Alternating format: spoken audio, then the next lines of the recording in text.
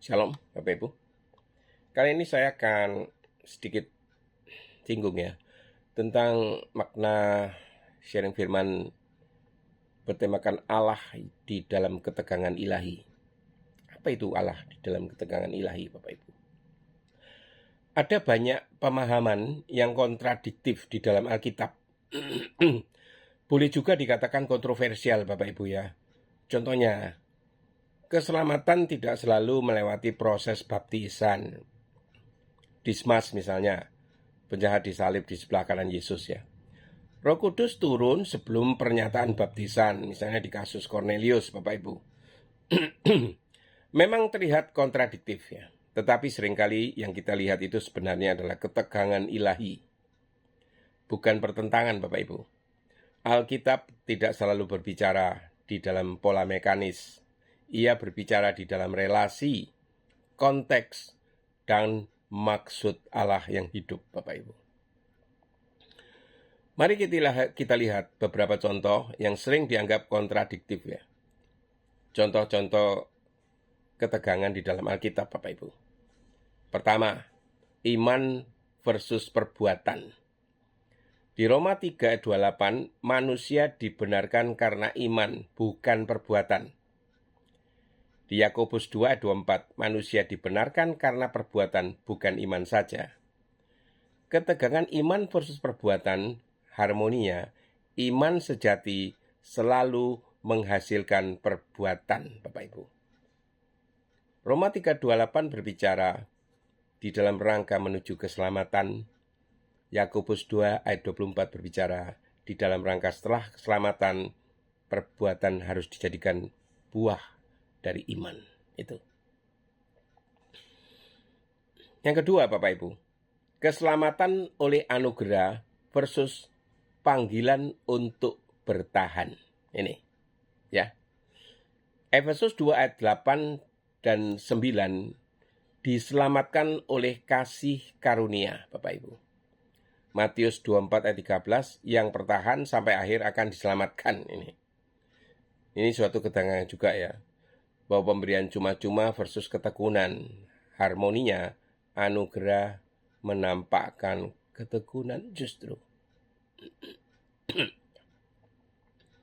Yang ketiga, Allah tidak berubah versus Allah menyesal. Di Maliaki 3 ayat 6, Allah tidak berubah. Di Kejadian 6 ayat 6, Allah menyesal telah menjadikan manusia. Ketegangan ini. Ketetapan versus respon. Harmoninya. Natur Allah tetap, tetapi relasinya dinamis. Allah menyesal itu adalah bahasa antropomorfis, Bapak Ibu. Ya. Tidak seorang pun melihat Allah versus ada yang melihat Allah. Di Yohanes 1 ayat 18 dikatakan tidak seorang pun pernah melihat Allah ya.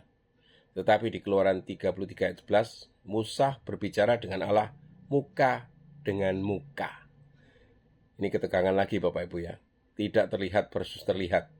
Harmoninya Bapak Ibu, esensi Allah tak terlihat, tetapi ia menyatakan diri Bapak Ibu.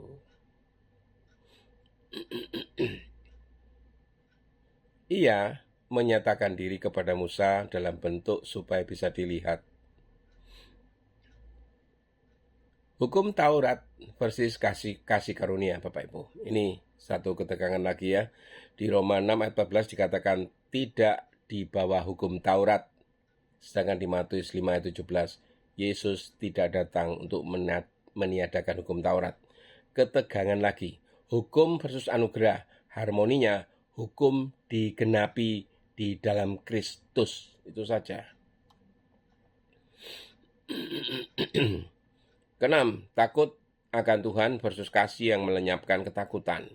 Di Amsal 9 ayat 10 dikatakan takut akan Tuhan adalah awal sebuah hikmat.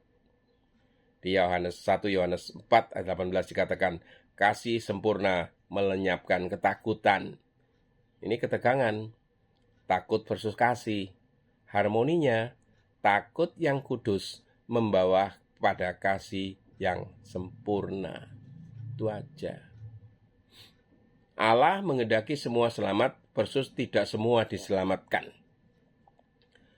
1 Timotius 2 ayat 4 mengatakan Allah ingin semua orang diselamatkan.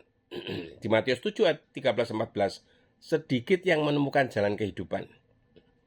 Ini ketegangan. Kehendak Allah versus respon manusia.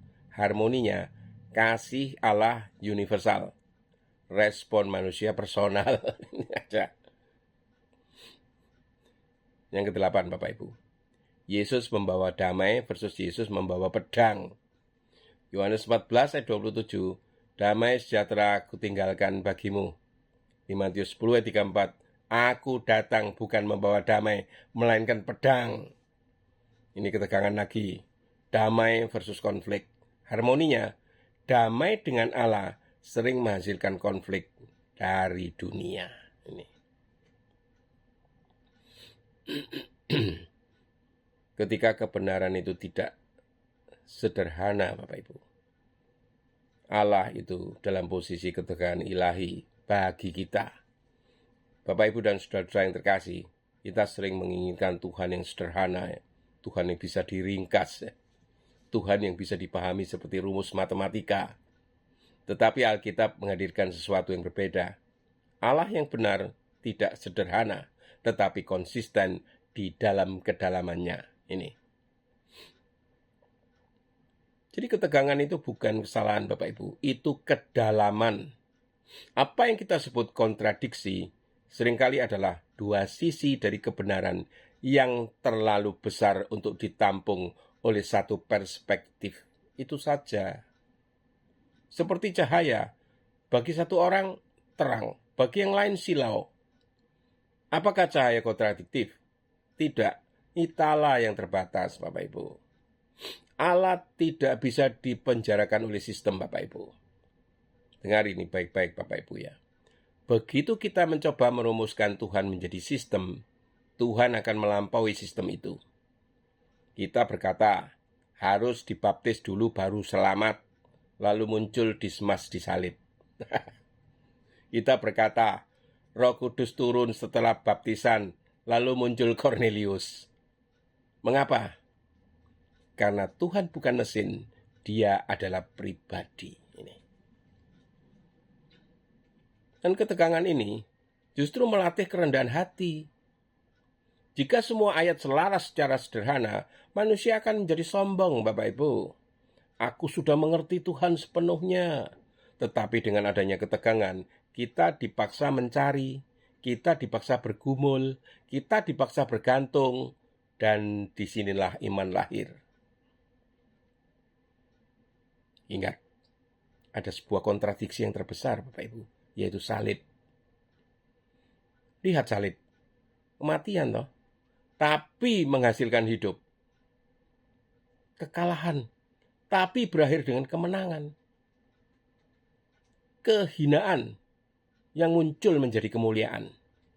Jika kita menolak ketegangan, kita akan menolak salib itu sendiri, Bapak Ibu. Tolong disadari Bapak Ibu.